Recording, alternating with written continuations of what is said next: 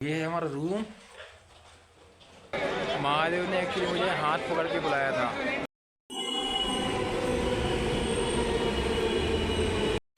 दोस्तों मैंने पकड़ी पुरानी दिल्ली के लिए ट्रेन।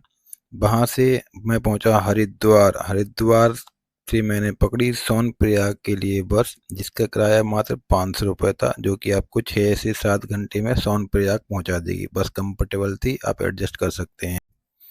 बस 8 बजे सोनप्रयाग के लिए निकली। हम ऋषिकेश होते हुए सोनप्रयाग पहुँचे। रास्ते का नज़ारा बहुत ही अद्भुत और शानदार था दोस्तों। हम शाम को 4:30 से 5 बजे के बीच दोस्तों सोनप्रयाग पहुँचे। वहाँ से हमने शेयरिंग टैक्सी ली। शेयरिंग टैक्सी से हम 5-6 किलोमीटर दूर गौरीकुंड पहुँचे। गौरीकुंड में सबसे पहले हमें रुकने की व्यवस्था करनी थी। दोस्तों हम लोग शाम को 6:30 या 7 के बीच में गौरीकुंड पहुँचे। वहाँ जाते ही साथ हम लोगों ने रूम लिया। रूम का टैरिफ था हमारा 2500 रुपया, जो कि हम लोगों ने आपस में स्प्लिट कर लिया, जिससे हमारे कुछ पैसे बचे। आप भी जब जाएं तो मेक श्योर कि आप ग्रुप में जाएं, जिससे आपको थोड़ा सा कम खर्चा आएगा और आपके ऊपर ज़्यादा बर्डन नहीं पड़ेगा। तो दोस्तों चलिए हम चलते हैं आगे बाबा केदार के धाम। जय बाबा केदार। दोस्तों हम लोगों ने केदार बाबा के दर्शन के लिए सुबह 7 बजे चढ़ाई शुरू कर दी। दोस्तों 3 से 4 किलोमीटर की चढ़ाई करके हम जंगल चट्टी पहुंचे। वहां हम लोगों ने थोड़ी देर रेस्ट किया और कुछ खाने पीने का ऑर्डर दिया। दोस्तों खाना क्या लाजवाब था।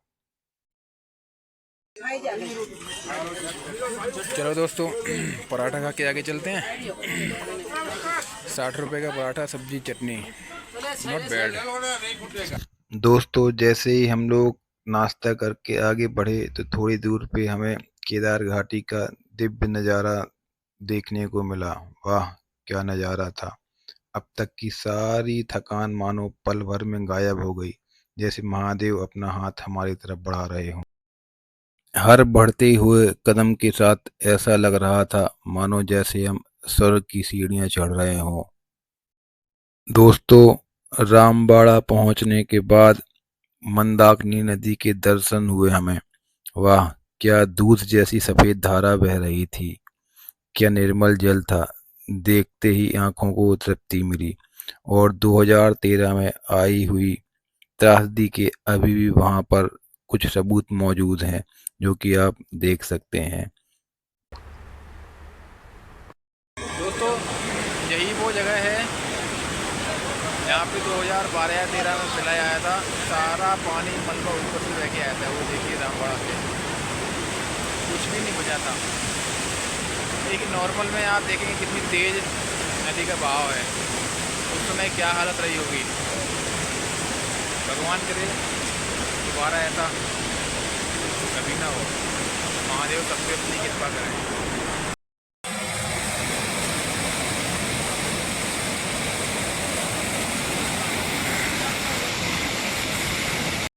दोस्तों रामबाड़ा से निकलकर हम लिंचोली की तरफ बढ़े। यहाँ से चढ़ाई थोड़ा सीधी और खड़ी हो जाती है, अतः आपसे करबद्ध निवेदन है कि अगर आप सक्षम हैं तो कृपया अपने पैरों से जाएं, जानवरों पर नहीं, क्योंकि हम सबको पता है कि महादेव का दूसरा नाम पशुपति नाथ है, अर्थात वो पशुओं के देवता भी हैं और उन पर दया करते हैं। इस वजह से आप भी अपना थोड़ा दायित्व निभाएं। दोस्तों हम छोटी लिंचोली और बड़ी लिंचोली को पार करते हुए आखिरकार घोड़ा पड़ाव पहुंचे। इसको केदारनाथ बेस कैंप भी बोलते हैं। यहाँ पे आप रह सकते हैं। यहाँ पे आपको टेंट्स मिल जाएंगे। जीएनबीएन की वेबसाइट पे जाके आप यहाँ पे बुक करवा सकते हैं। यहाँ पे आपको अपना टोकन दिखाना होगा, जिसको हम registration number, registration slip, registration पर्ची भी कहते हैं दोस्तों। दोस्तों फाइनली महादेव के धाम पहुंच गए हैं। कितनी खुशी हो रही है बता नहीं सकता मैं। अब जाके दिल को सुकून आया है मेरे। मुद्दतों से तड़प रहा था दीदार को तेरे। दोस्तों मैं बता नहीं सकता कि मुझे यहाँ पहुँचकर कितनी खुशी हो रही थी, और महादेव ने भी हमारा स्वागत बर्फबारी से किया। अपने खुशी के आंसू को पोंछते हुए हम लोगों ने सबसे पहले रूम तलाशने की कवायद शुरू की, क्योंकि हमें सबसे पहले सर छुपाने के लिए जगह चाहिए थी, क्योंकि दोस्तों अब बर्फबारी तेज हो चुकी थी। अब हम महादेव के धाम आ गए हैं, तो अब महादेव से बातें रात भर करेंगे। दोस्तों रात को हम सब लोग नहा धो के महादेव के दर्शनों के लिए निकले। बाहर निकलते ही हमारी सारी थकान गायब हो गई। लग ही नहीं रहा था हमें कि ये कोई पृथ्वी का ही हिस्सा है। लग रहा था कि एक देवलोक का छोटा सा टुकड़ा हमारे बीच में आया हो।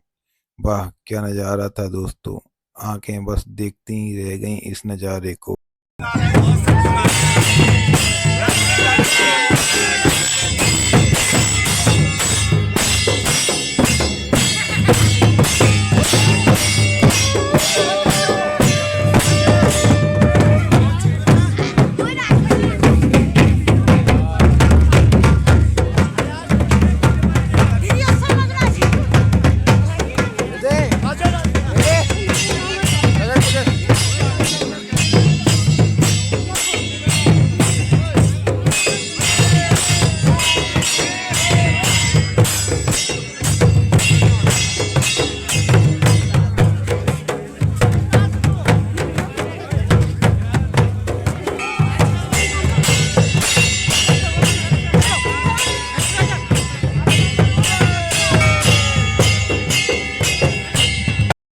फाइनली केदारनाथ को बाय बोलने का टाइम आ गया है। महादेव ने एक्चुअली मुझे हाथ पकड़ के बुलाया था।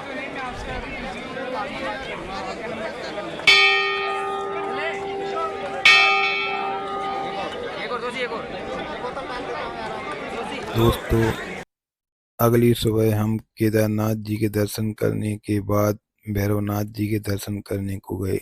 वहाँ से क्या शानदार नज़ारा था, मंत्रमुग्ध हो गई अंतरात्मा। दोस्तों अगर आपने मेरे साथ केदारनाथ जी की यात्रा की हो तो कृपया हमारे चैनल को सब्सक्राइब करें, लाइक करें, कमेंट करें और शेयर ज़रूर करें।